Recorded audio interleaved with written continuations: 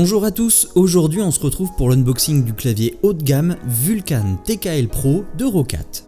Mais avant de rentrer dans le vif du sujet, peut-être que certains se demandent ce que veut dire TKL. C'est issu de l'anglais 10 keyless ou 10 touches de moins en langage de Molière.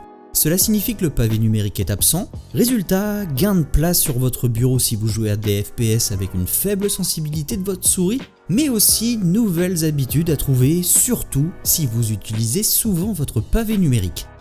Refermons la parenthèse et parlons des mensurations de ce clavier Roccat. Le Vulcan TKL Pro affiche 36 cm de largeur pour 13,33 cm de longueur, pour un poids de seulement 660 grammes. Et que dire de son design? Chez Material.net, on est fan de son cadre en aluminium brossé qui lui donne un côté sobre et une présentation globale pleine de qualité. Impression renforcée par la présence d'un câble tressé USB-C détachable. On n'oublie pas pour autant la fameuse molette que nous retrouvons depuis le clavier Vulcan 120 AIMO. Celle-ci est attribuée à la gestion de toute la partie multimédia du clavier et rappelle les potards présents sur les instruments de musique. Pour revenir à AIMO, il s'agit d'ailleurs du nom du moteur d'éclairage intelligent. Celui-ci se synchronise aux autres périphériques compatibles pour uniformiser son setup. A noter que le rendu est amplifié par le boîtier transparent des interrupteurs comme vous pouvez le voir sur ces images.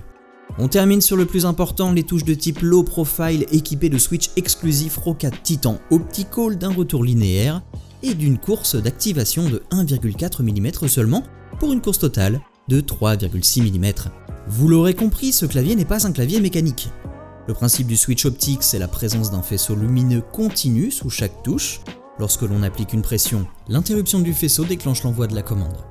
Ceci étant dit, il s'agit d'une nouvelle technologie qui apporte une sensation quasi similaire à des switches mécaniques. On vous les juger par vous-même du bruit des touches.